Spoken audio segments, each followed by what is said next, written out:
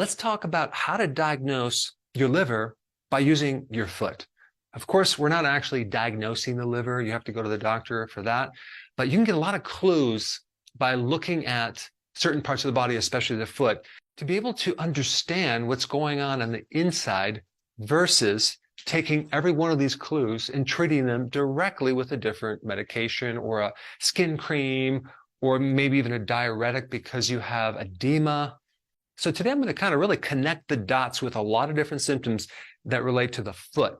So let's start off with these red and brown spots in the lower part of your leg. You probably have seen that with people with diabetes, which they usually have liver problems. But if someone has like cirrhosis or hepatitis or even a severe fatty liver, a lot of times the circulation is so bad in the lower part of their body, you'll see these little red and like kind of a rust color, brown, maybe sometimes scaly little dots or pigments that looks a little bit like a bruising. So the liver has a lot to do with the clotting factors, vitamin K, and when you lose liver function, you can have a lot of things like bruising and discolored spots in different parts of your body. And you'll also notice that the lower leg is very swollen and shiny, and there's no hair growth anymore. And you probably also notice that the skin is very thin, almost like paper thin. And that's partly because of the swollen nature of the fluid retention, as well as the poor circulation to feed the hairs and the appropriate amount of protein that your liver is supposed to make to allow this collagen to form in your skin. A lot of times you also see pitting edema. So you press your finger into the lower leg and it leaves a dent. I mean, I'm 58 years old right now. When I was in my 30s, I had a bit of pitting edema. And I look back, I'm like, wow, I had no idea that my liver was pretty bad back then. And now I have zero edema. You can press in my lower ankle. There's no more pitting edema. So I do want to say the liver is one of the only organs that has the potential to completely regenerate if you get it in time. It's not always about a liver transplant. You can do something about it. And then we also have some spider veins, not just in the lower ankle, but it could be anywhere in the body. So this is a certain situation where the liver is no longer able to regulate estrogen. So we have this unregulated excessive amount of estrogen that floats around in the body, and estrogen tends to vasodilate and kind of create this vascular pooling effect of your blood. And the problem with having this extra estrogen is that extra estrogen can then damage the liver and create things like even a fatty liver and problems with your bile ducts, which could lead to gallstones. This is why when a woman is pregnant, they're more susceptible to getting gallstones because the higher level of estrogen that can occur. Same thing goes with birth control pills. Okay, what about dry, cracked heels or just dry feet in general? That is usually a very severe omega-3 deficiency because the liver makes bile, and bile helps you break down and absorb fat-soluble vitamins as well as fat-soluble nutrients like the omega-3 fatty acids that you would get if you're going to eat like salmon or sardines. So bile helps break down those fats so then you can actually absorb the omega-3 and get the benefit. But with poor liver function, we don't produce the amount of bile that we need to help to extract the omega-3 fatty acids. It can also be a vitamin B3 deficiency, which could lead to pellagra. That's more rare.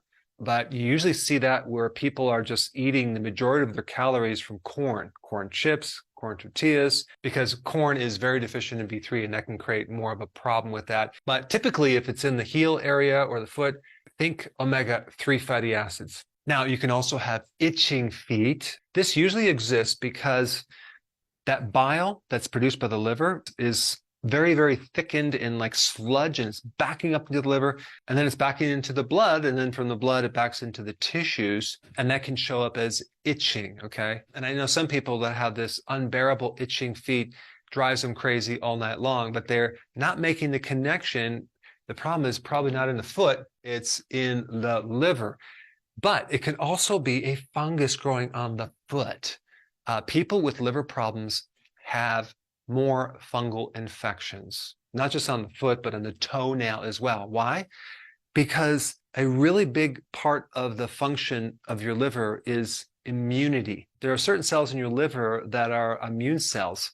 You can almost think of the liver as kind of like a lymphatic tissue with these small little lymph nodes that are like little sinuses all over, because it has to deal with all the stuff coming through the blood as well as through digestion. So it's kind of a hub of the immune system. And so when that goes down and you lose that function, then you get this overgrowth of candida, fungus, not just in your body, but outside the body as well as giving you a symptom of more inflammation, because the big part of your immune system is to counter inflammation. And so there's a huge correlation between bad, sick liver and arthritis, especially if it's like an infectious arthritis, because there's some type of pathogen floating around that kind of gets lodged into your joints.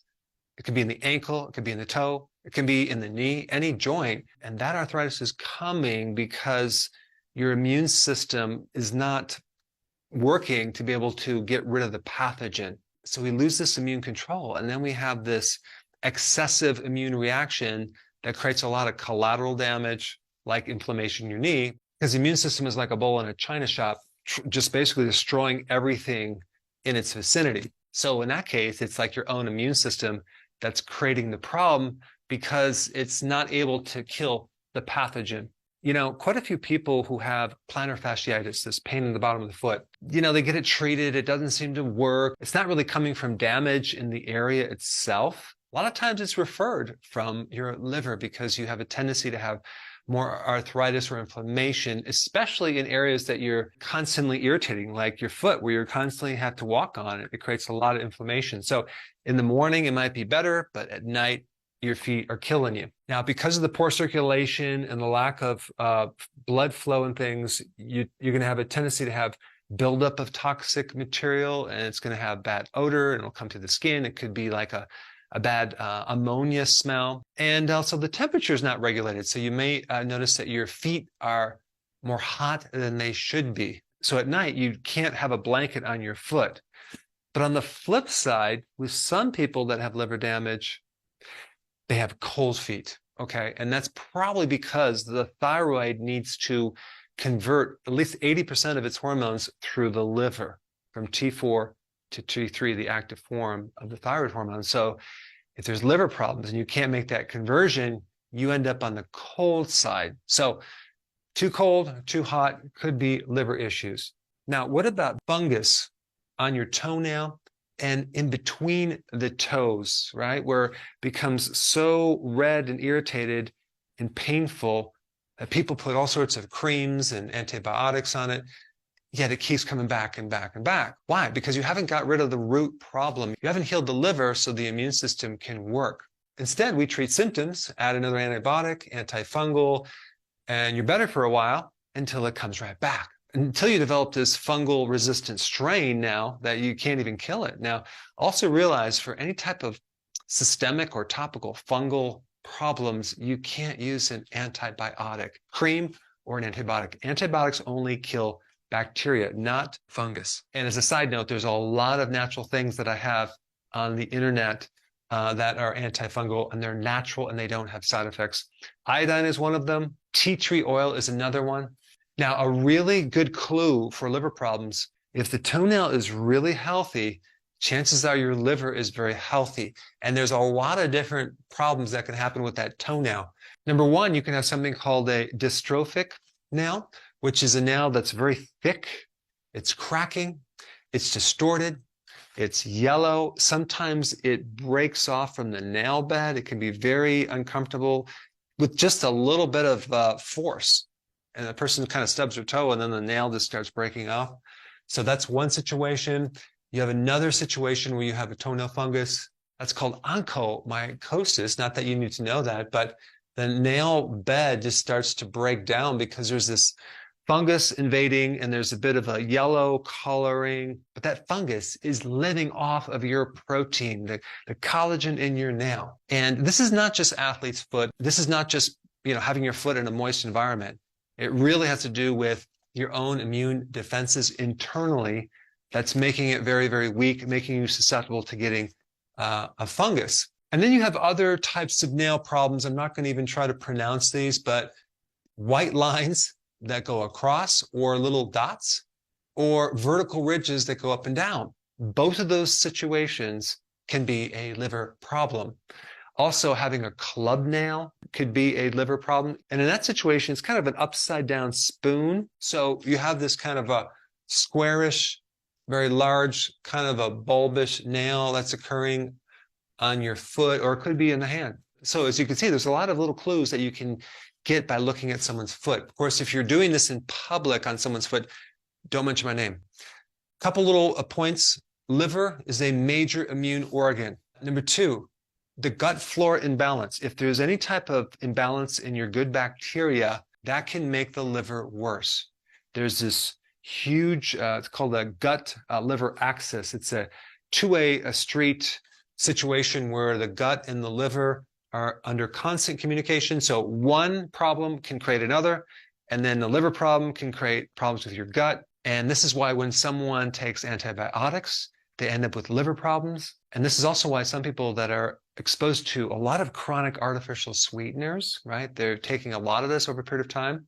The synthetic artificial sweeteners, a lot of times develop problems in the gut, which then can create liver problems and even insulin resistance issues and metabolic syndrome. In fact, there's a condition called rosacea, where the person has this like red cheeks and sometimes a red nose. And of course, if you look this up, they don't know what causes it, but it could be related to an imbalance with your microbiome. Because if you have a condition called small intestinal bacterial overgrowth, bacteria in your small intestine, and you get an antibiotic to kill it off, a lot of times that clears up in your face. Well, this makes a lot of sense because when you have this imbalance of microbes in your gut, what do you think that's going to do to an imbalance with microbes on the surface of your skin? The main type of treatments for rosacea mostly involve topical and internal antibiotics. So it must have something to do with the microbes, either internally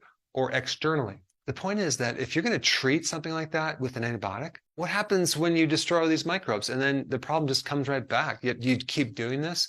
This is, again, just treating the symptom, but not the root cause. One last point. One of the first signs of liver damage really shows up in your skin. And probably the reason why it would show up in your foot is because the foot gets the least blood flow. And so problems show up probably more commonly than in other places. Now the question is, what are the best foods to reverse liver damage? Okay, for that information, you should check this video out right here.